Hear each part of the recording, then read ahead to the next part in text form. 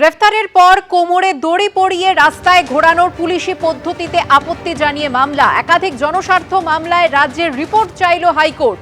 Police অভিযুক্তকে গ্রেফতার করতে পারে, পদক্ষেপ নিতে পারে, দোষী প্রমাণিত হলে ফাঁসিও দিতে পারে। গ্রেফতারের নামে পুলিশ ইচ্ছাকৃতভাবে অভিযুক্তদের সম্মানহানি করতে পারে না। রাজ্যকে তার পুলিশ অফিসারদের সতর্ক করতে হবে। পর্যবেক্ষণ কলকাতা হাইকোর্টের। কোন পরিস্থিতিতে অভিযুক্তদের গ্রেফতার ও কোমরে দড়ি পরানো হয়েছে রাজ্যকে রিপোর্ট পেশ করে 3 সপ্তাহের মধ্যে জানাতে নির্দেশ দিয়েছে কলকাতা হাইকোর্ট। নির্দেশ দিয়েছে বিচারপতি জয় সেনগুপ্ত ও বিচারপতি স্মিতা দাসদের ডিভিশন বেঞ্চ। অপরাধ পুনর্নির্মাণের জন্য অভিযুক্তদের ঘটনাস্থলে নিয়ে যাওয়া হচ্ছে। অভিযুক্তদের বিরুদ্ধে তোলাবাজির বিভিন্ন অভিযোগ রয়েছে, তাই বিভিন্ন জায়গায় নিয়ে যাওয়া হচ্ছে। হাইকোর্টে শুনানি চলাকালীন সওয়াল রাজ্যের আইনজীবী। পূর্ব মেদিনীপুরের জেলা পরিষদের সভাধিপতি পদ থেকে ইস্তফা উত্তম বারিকে। মেদিনীপুরের ডিভিশনাল কমিশনারের অফিসে পদত্যাগপত্র জমা দেন তিনি। ব্যক্তিগত কারণ দেখিয়ে পদত্যাগ উত্তম বারিকে। বিপুল ভোটে বিজেপিকে জিতিয়ে এসেছেন মানুষ, তারপর আমার আর এই পদে থাকা উচিত নয়, পদত্যাগ করার পর বললেন উত্তম বারিক।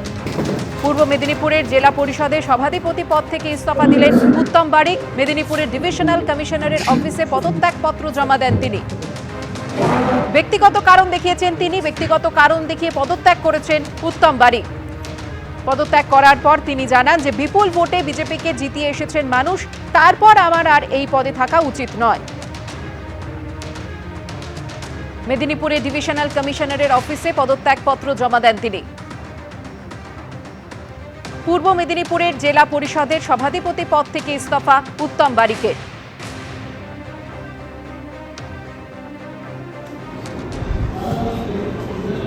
উত্তম বারিক পদত্যাগ করার পর জানিয়েছেন যে বিপুল ভোটে বিজেপিকে মানুষ জিতিয়েছেন, তারপর আমার আর এই পদে থাকা উচিত নয়। মেদিনীপুরে ডিভিশনাল কমিশনারের অফিসে তিনি যান এবং সেখানে গিয়ে পদত্যাগপত্র জমা দেন তিনি। সেই পদত্যাগপত্রে তিনি ব্যক্তিগত কারণ দেখিয়েছেন। আমাদের প্রতিনিধি বিটন চক্রবর্তী এই মুহূর্তে টেলিফোন লাইনে রয়েছেন। বিটন, দেখো সুকর্ণ, তোমাকে জানিয়ে রাখি যে পূর্ব মেদিনীপুর জেলা পরিষদের সভাধিপতি উত্তম বারিক তিনি কিন্তু আজকে পদত্যাগ করলেন এবং তিনি পদত্যাগপত্র জমা দিলেন যে মেদিনীপুরে যে ডিভিশনাল কমিশনার অফিস রয়েছে সেখানে কিন্তু তিনি পদত্যাগপত্র জমা দিলেন। পদত্যাগপত্র জমা দেওয়ার পর তিনি যেটা সাংবাদিকদের মুখোমুখি হয়ে জানান যে রাজ্যে পরিবর্তন হয়েছে, একটি সরকার এসেছে বিপুল জনাদেশ নিয়ে। সেই জনাদেশকে মান্যতা দিয়ে এবং তারা চান না যে এই পদে ফিক্সড থাকতে, সেই জন্য তিনি পদত্যাগ করেছেন। তো স্বাভাবিকভাবে কিন্তু যথেষ্ট উল্লেখযোগ্যপূর্ণ, কেননা এই পূর্ব মেদিনীপুর জেলা পরিষদ তুমি জানো যে রাজ্যে পালাবদলে অর্থাৎ 2011 সালের আগেও 2009 সালে কিন্তু এই পূর্ব মেদিনীপুর জেলা পরিষদে সেখানে পালাবদল ঘটেছিল। বামেদের তরফ থেকে তৃণমূল সেখানে কিন্তু সরকার গড়ে এবং তার পরবর্তীকালে কিন্তু তৃণমূলের তরফ থেকে সেই জেলা পরিষদ পরিচালনা করে আসছিল। এবং এই রাজ্যে পালাবদলের পর বিজেপি সরকার আসার পর এই পটাশপুরের প্রাক্তন বিধায়ক তথা জেলা পরিষদের যিনি সভাধিপতি উত্তম বারিকের এই পদত্যাগ কিন্তু যথেষ্ট তাৎপর্যপূর্ণ। এবং এই যে পদত্যাগ, সেই পদত্যাগের পরেই কিন্তু বিজেপির তরফ থেকে কিন্তু সেটাকে তীর্যকভাবে বলা হচ্ছে এবং তাদের বক্তব্য যে জেলা পরিষদের সভাধিপতি দেরিতে হলেও তার যে বোধোদয় হয়েছে এর জন্য সাধুবাদ। ফলে স্বাভাবিকভাবে উত্তম বারিকের পদত্যাগকে কেন্দ্র করে কিন্তু রাজনৈতিক মূলে জোর চর্চা শুরু হয়েছে পূর্ব মেদিনীপুর জেলা জুড়ে। ধন্যবাদ বিটন। তৃণমূলের প্রাক্তন বিধায়ক অভিনেতা সোহম চক্রবর্তীর বিরুদ্ধে প্রতারণার অভিযোগ।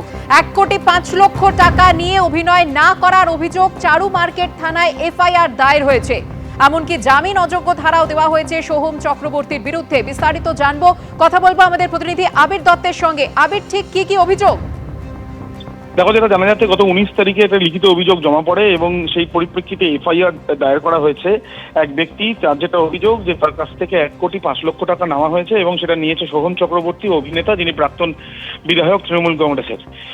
সোহম চক্রবর্তীর বিরুদ্ধেই তিনি কিন্তু লিখিত অভিযোগ করেছেন, সেই মর্মেই এফআইআর হয়েছে এবং একাধিক ধারাতে মামলা রুজু করা হয়েছে বিএনএসে এবং সেখানে জামিন অযোগ্য ধারাও রয়েছে। এবং ওই ব্যক্তি যিনি লিখিত অভিযোগ করেছেন সেই পরিপ্রেক্ষিতে ইতিমধ্যে তদন্ত শুরু করেছে চারু মার্কেট থানার পুলিশ। এবং এই যে পুরো বিষয়টি যেটা জানা যাচ্ছে, লিখিত অভিযোগে তিনি জানিয়েছেন যে সিনেমা করার নামে তার কাছ থেকে টাকা নেওয়া হয়েছিল কিন্তু সেটা করে দেওয়া হয়নি এবং সেই জন্যই এই অভিযোগ করা হয়েছে। এবং সেই অভিযোগ করার পর তাকে অভিযোগ করার পরে সেই পরিপ্রেক্ষিতে পুলিশের তরফ থেকে 73 নম্বর কেস, পুলিশের তরফ থেকে সেই মামলা তদন্ত ইতিমধ্যে শুরু করা হয়েছে বলেই জানা যাচ্ছে। ধন্যবাদ আবির।